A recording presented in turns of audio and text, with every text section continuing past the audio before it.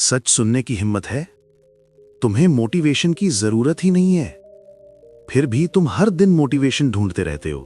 और सबसे बड़ा सच ये है, जितना ज्यादा तुम मोटिवेशन ढूंढोगे उतना ही कम तुम काम कर पाओगे। अजीब लगा, लेकिन यही सच है। कभी सोचा है कुछ लोग बिना मोटिवेशन के भी रोज काम कैसे कर लेते हैं? उन्हें कभी बोर्डम नहीं होता, उनका मन कभी नहीं करता छोड़ने का।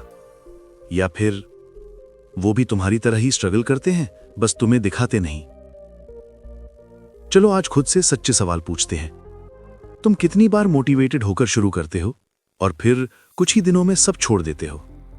कितनी बार तुमने खुद से कहा आज से जिंदगी बदल दूंगा, लेकिन 3 दिन बाद सब पहले जैसा हो गया? कितनी बार तुमने प्लान बनाया लेकिन फॉलो नहीं किया और फिर खुद को ही ब्लेम किया, मैं कंसिस्टेंट नहीं हूं? सच ये है, तुम लेजी नहीं हो, तुम कमजोर नहीं हो, तुम्हारा दिमाग बस गलत तरीके से ट्रेंड है। सुबह उठते हो, थोड़ा सा मोटिवेशन आता है, तुम सोचते हो आज पूरा दिन प्रोडक्टिव रहूंगा, लेकिन जैसे ही तुम काम शुरू करने जाते हो तुम्हारा दिमाग बहाने ढूंढने लगता है। अभी मूड नहीं है, थोड़ी देर बात करूंगा, पहले थोड़ा आराम। और देखते ही देखते पूरा दिन निकल जाता है। रात को गिल्ट आता है, आज भी कुछ नहीं किया, और फिर अगले दिन वही साइकिल रिपीट। अब सबसे कड़वा सच सुनो, तुम्हारी प्रॉब्लम मोटिवेशन की कमी नहीं है, तुम्हारी प्रॉब्लम है तुम मोटिवेशन पर डिपेंड करते हो। मोटिवेशन एक इमोशन है जो मौसम की तरह बदलता रहता है, कभी आता है कभी गायब हो जाता है।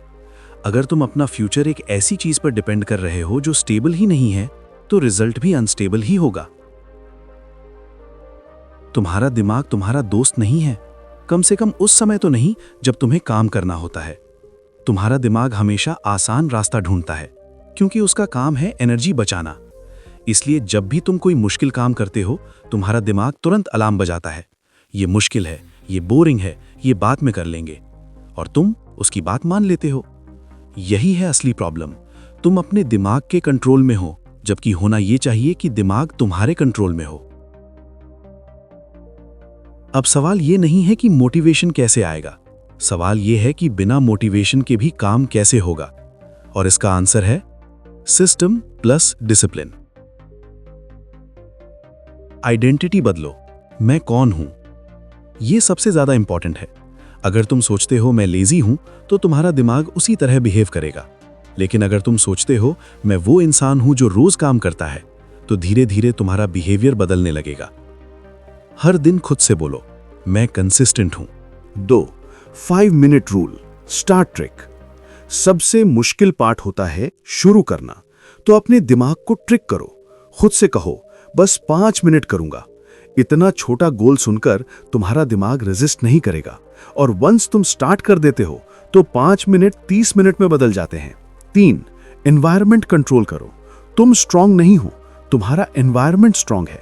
अगर तुम्हारे आसपास डिस्ट्रैक्शंस हैं तो तुम फोकस नहीं कर पाओगे।